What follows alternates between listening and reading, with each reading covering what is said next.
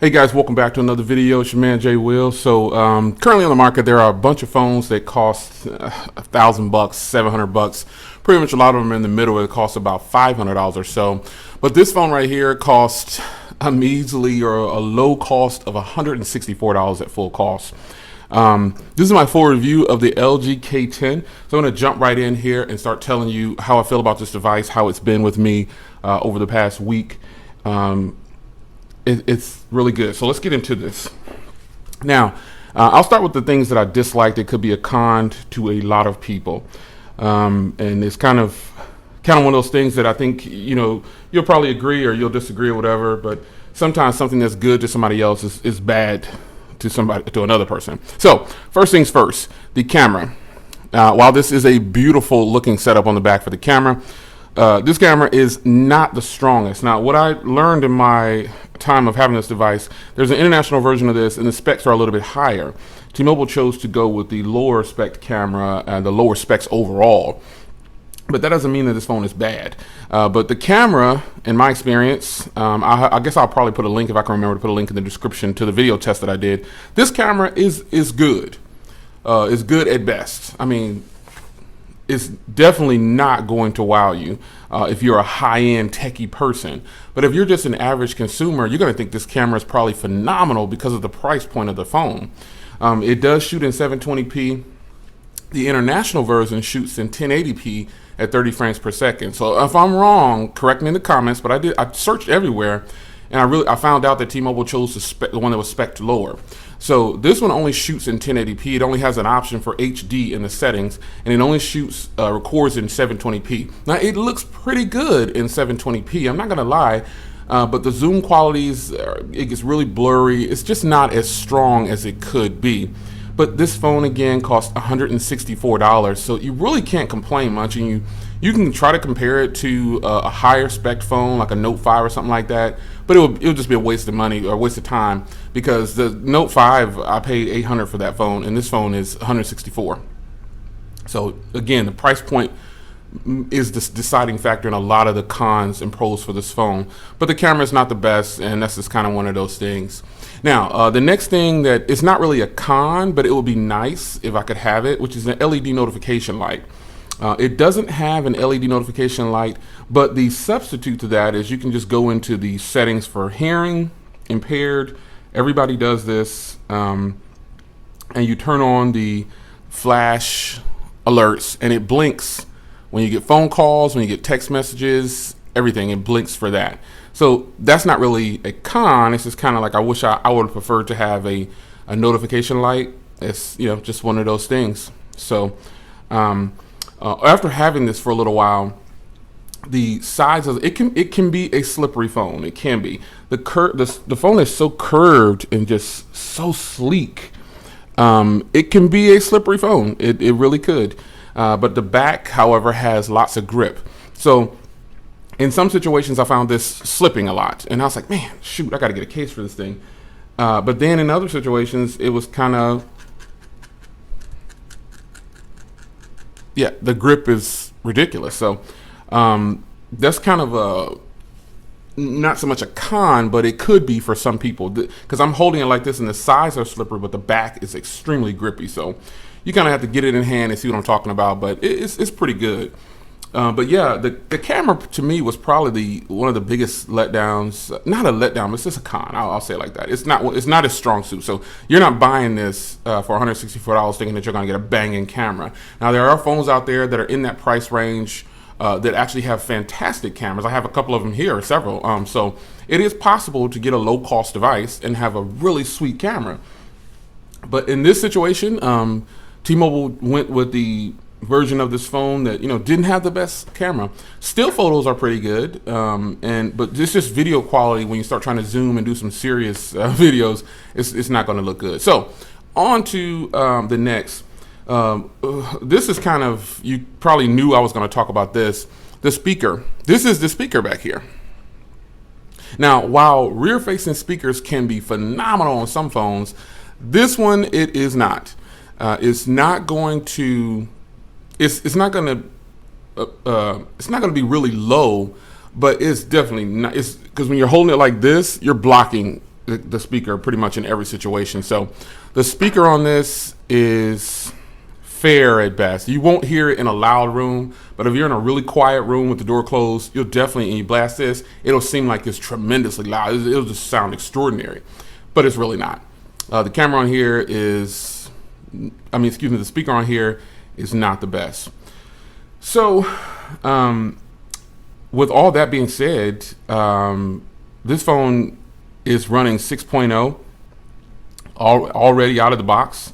I have been faithfully using this every day up since I bought it, as you can see there. And with 6.0, I'll go ahead and jump right to it.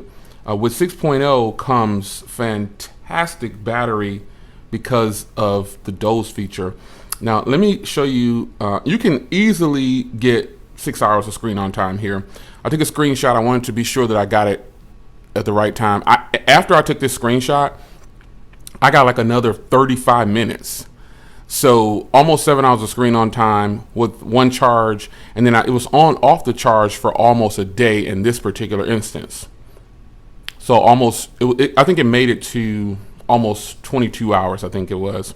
Nonetheless, this phone has killer battery. And I credit it solely to the Android operating system with Doze. Because this battery, believe it or not, hard to believe, this battery is only 2,220 milliamps. And for an Android phone with good battery like this on a low, now we leave that to the iPhones with those low batteries of 1,600, and I'm getting hours and hours of use out of them. This is iPhone SE and iPhone 6S and iPhone 6 category battery right here. This is some good battery. Easily make it through, and it's on Wi-Fi at this point, but I normally keep it on LTE pretty much a lot. So when I took this photo, it was on Wi-Fi. But nonetheless, this battery, man, it is phenomenal. This battery is only 2,222 milliamps, and it is really good. So, speaking of Wi-Fi, let me jump back to one last con, and it's a con for me. It's not a con for everybody, but it doesn't have the 5 gigahertz band. And it's kind of a bummer because I really love the 5 gigahertz band. But this 2 gigahertz, 2.4 gigahertz version, it's cool. I don't like having the 2.4 on. 5 gigahertz. If you have 5 gigahertz, you know what I mean. It's just ridiculously fast. I get like almost 200 on my phones. So I mean anywhere in the house, I can get 200 megabits down easily in the house with my 5 gigahertz band. But that's kind of a con for me. But anyway, back to the pros. You're looking at one of them, the screen. Now the screen, I got some lighting in here, so it's kind of bright, but the viewing angles aren't the best. They're not gonna be the sharpest, but when you're looking at it pretty much in real life, it comes across a lot better than it does on this video. This is one gorgeous, gorgeous 720p display. 720p, now people say it's a joke, and why are they still making that? Well, we need phones that are gonna cost a certain amount. We need phones that cost in this price range or less, because not everybody wants $1,000 phone. You think about that now. We're paying $1,000 for some phones, $800 for some phones.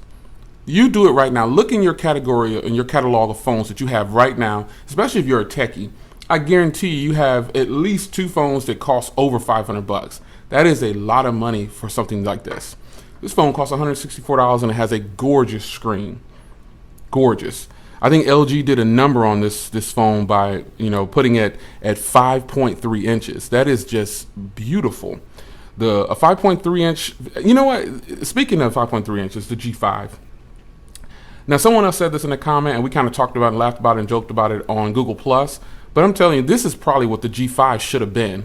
They could have took the same body and put a 3,400 milliamp hour battery in here, Snapdragon 820. Kept the screen size the same, made it a quad HD display, up the RAM to 4 gigs, etc. Take this body and make this the G5 banging. This is one of those phones that you have to get it in your hand and you're gonna say, oh man, this feels fantastic. A lot of people online are like, this is what the G5 should have been, and I agree. Using this 5.3 inch display, it's still a pretty compact device, I have large hands, but this is a pretty compact device. This is just wonderful. The screen is gorgeous. I haven't had any problems with it. Gaming on it looks good. No hiccups on games or anything either. I did put Nova Launcher on here, but I actually kind of like, this LG, with no app tray. I kind of like it. I just got used to it, but it's good. Apps open, not the fastest. It only has 1.5 gigs of RAM, I believe it's what's in here. And, oh, phone call. As I was saying before I got that phone call, it has 1.5 gigs of RAM, and it's, apps open up kind of fast sometimes. This phone bogs down really fast. I mean, it's a lower end to higher mid-range phone. It's kind of a mixed bag. It has some of low-end specs and mid-range specs, but it will get the job done. I'm speaking from the average consumer's point of view right now. This is a banging phone for the average consumer. It's really nice. Techies will say, it's garbage. But the reality is, I don't just review and buy phones that cost $800, $600, $700. I have a wide variety of phones. And when I saw this phone, the first thing that grabbed me was a 5.3 inch screen, and it looks beautiful. And then the performance is really good for what it is. This phone, actually coming off that horrible experience with the HTC 10, HTC owners will be mad or whatever, but I don't do reviews just to please a certain group of people. If it's good, it's good. If it's not, it's not. And the HTC 10 is all hype. That phone was not good to me. I was more excited about this phone than I was the HTC 10. I was disappointed. And yes, it's already gone. Yeah, I said in my HTC 10 video review that you won't see it again, and you won't see it again. If you see that phone again, something spectacular happened, or I got it for free, or something happened to where I didn't pay my $700 plus for it again. But I was more excited about this phone than I was the HTC 10, and that's kind of crazy because this phone costs a lot less and it performed just as well. Day-to-day tasks and everything, it's really good. I don't see anything that would shake me or make me not want to buy this phone alongside the HTC 10. Now, granted, I'm not going to start saying the S7 and all this. S7, no 5, boss. It's a boss. But this phone can compete with the likes of someone asked me about the Stylo, this or the Stylo. You're going to hear it on video, this. Reason being, now I bought the Stylo at launch or whatever, or a little bit after launch. I hope the Stylo 2 comes, but this factor right here, this is just that the screen on this, they both have 720 screens, but this one has the 2.5D arced glass, and it is just, it's just a wonderful phone to use. You have to use this. This costs less than the Stylo. It has the same type of setup as a Stylo. Now, the Stylo camera is obviously way better than this. This phone doesn't have laser autofocus. The Stylo has a better camera, but after that, I can get 6 hours on here just like I can get the Stylo, and I get an updated design with this phone. So I don't know, taking out the cameras, the Stylo blows this phone away when it comes to the cameras, but after that, there's really not a lot that I would say is much better. You get a compact design, you got a huge display, 5.3. It's beautiful. This looks better than the Stylo. Hey, you do the math. But overall, guys, the performance with this thing has been really good. Battery, screen is really nice. The body of it, the design is just so beautiful. I'm very impressed. I would tell a person in a minute to definitely go pick this up. The cameras are its weak point for sure. The speaker is weak, but are you buying a phone for those two options? If you are, stay away from this phone because you might be a little disappointed if that's such a high point for you. However, everything else about this phone, especially the battery, man, it's just really, really good. The overall design. LG did a good job with this phone because they released it with 6.0.1. And the Stylo got 6.0. So I'm pretty sure that they'll keep this phone up to date. I hope that they would. Even if they don't, as it sits right now, if this phone were to stay like this for another year, it really wouldn't matter because I don't think it's going to get any worse. I had a better experience with this than the also expensive HTC 10 I purchased. And it was a huge letdown. I had my hopes too high.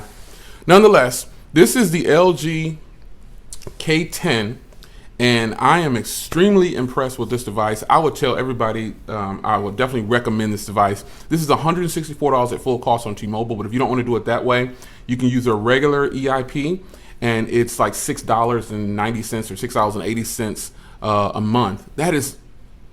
You can spend that at fast food real quick, a drive-through. So it's well worth it. Even if you don't use this every day, I'm going to continue to use it every day for the time being. But even if you were to not use this every day and you're just paying the $6 a month, that's not hurting you at all, because you'll have a great. Now, this is not really a backup phone in my carrier. This is a smartphone. But if you were the type of person that only uses smartphones, this will be a fantastic backup. It has LTE for T-Mobile.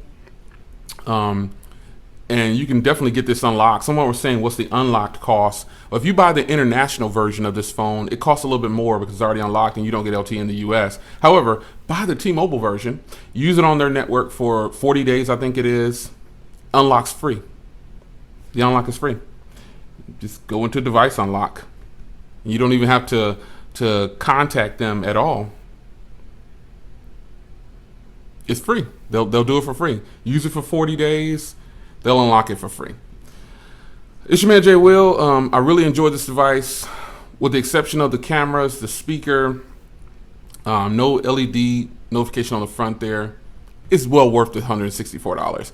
Go get this device if you want something that's really sleek, nice screen. I still say, and I think a lot of people would agree, this is what the G5 probably should have been tucked away in, this body right here. Exact setup, change the button layout or something like that, but this should have been the G5. Forget the modular. This is what it should have been, LG. It's your man Jay Will. I will see you guys in the next video. Deuces. I didn't end that right. I'll see you guys in the next video. Take care.